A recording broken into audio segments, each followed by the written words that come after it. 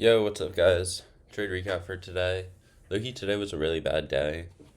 I ended up losing about $1,000, but definitely a lot to learn from today. Um, Not gonna lie, the trades weren't amazing. Um, Not A plus or anything. And I think a lot of this was I was just not locked in.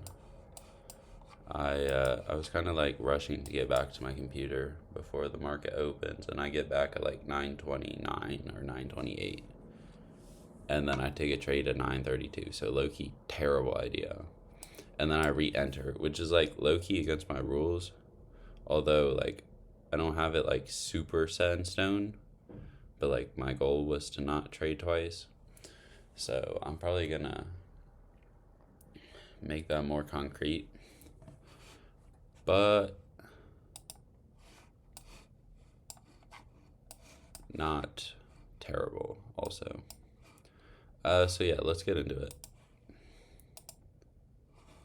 So coming into the day, we formed this new week opening gap and we filled it basically almost entirely, and we hit this 30-minute gap. So the first trade was like a mech off of this 30-minute. And in my mind, it felt like that was the end of filling the gap, but like technically the gap starts up here. So honestly, that wasn't a great trade idea.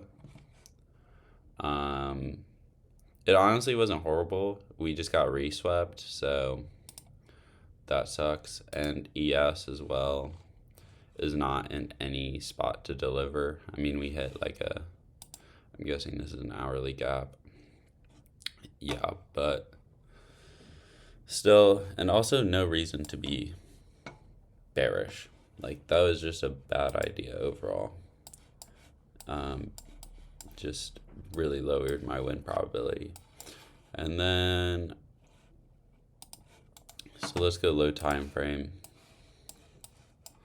Here's what the trade looked like. Wicked up,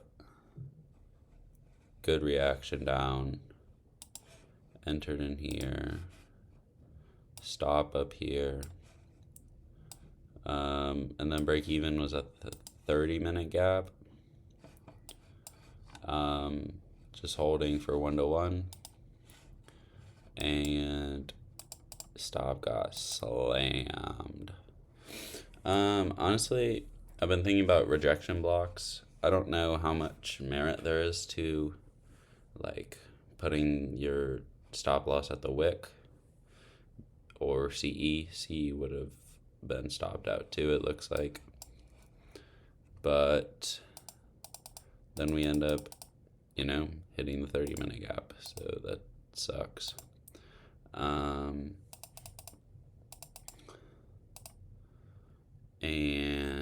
And then here's the other trade. I end up entering here, and here's the biggest issue. Like, after this, I'm like, all right, that sucks. But normally I'm just done for the day. So then I get on my phone, but then I look up and I see this perfect setup. But I see it like here. So I just enter here, but the inversion was actually down here. So if I take this for a 1-to-1, then it plays out. But because I entered all the way up here, then it didn't play out. So that was really unfortunate. I guess technically it would have played out to a 1-to-1, but I was just holding. With the amount of bullishness we had, I thought we were gonna slam it. But I don't go break even, and here's why. It might have been on NASDAQ actually. We had a 5-minute gap on NASDAQ. So low-key good shout for me, I would say, for noticing that. And I thought it was going to be a perfect, we're just going to hit it and then go all the way up. And look at this. We have like the weirdest price action of all time here. I should have gone break even here, because at this point now we have like a ton of relatively equal lows down here. So at this point I should have gone break even when we were up here, but you know, I didn't. So I guess you live and you learn. But